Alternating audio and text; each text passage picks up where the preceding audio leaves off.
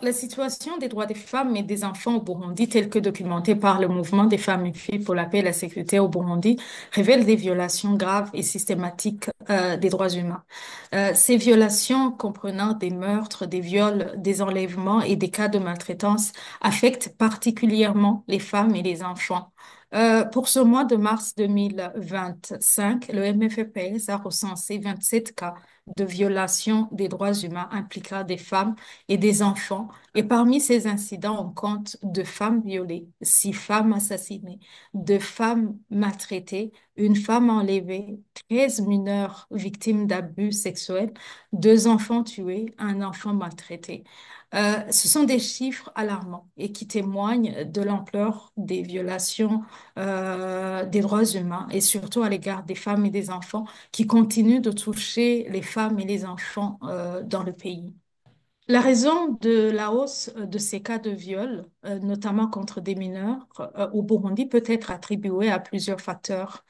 Un élément clé est l'impunité généralisée qui entoure ces actes violents, permettant aux acteurs de rester impunis. Les responsables de ces violences sont souvent des membres de forces de défense de sécurité et de la milice Imbonerakure du parti au pouvoir ou d'autres autorités publiques. Ces individus qui profitent de leur position de pouvoir pour commettre des abus en toute impunité. Un autre facteur majeur est l'enseignement et la normalisation de la violence au sein de la société burundaise. La population, et en particulier les jeunes, reçoivent parfois des messages qui minimisent la gravité de ces actes ou les considèrent comme des comportements acceptables ou même comme des brevets dans certains cas. Cette normalisation de la violence fait en sorte que les abus sexuels sont perçus comme quelque chose de normal, voire comme une sorte de rite de passage, ce qui contribue à l'augmentation des cas de viol, notamment envers les mineurs. Ainsi, les violences sexuelles deviennent de plus en plus non seulement tolérées par certains secteurs de la société, mais sont également parfois valorisées, renforçant la répétition de ces actes violents et l'isolement des victimes. Cela met en évidence la nécessité de sensibiliser davantage la population, en particulier les jeunes, aux conséquences graves de telles violences et de mettre en place des actions éducatives pour éradiquer cette normalisation de la violence.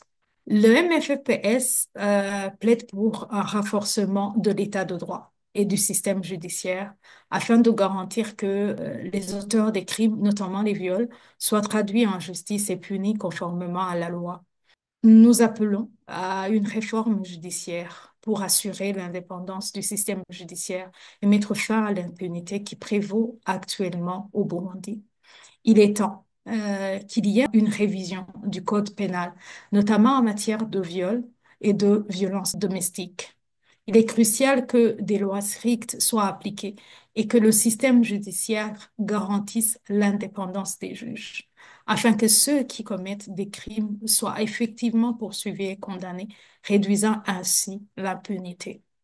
En somme, le MFEPS insiste sur la nécessité d'une action ferme et immédiate pour protéger les droits des femmes et des enfants en mettant fin à l'impunité et en renforçant les mécanismes judiciaires pour lutter contre les violences sexuelles et autres formes de maltraitance.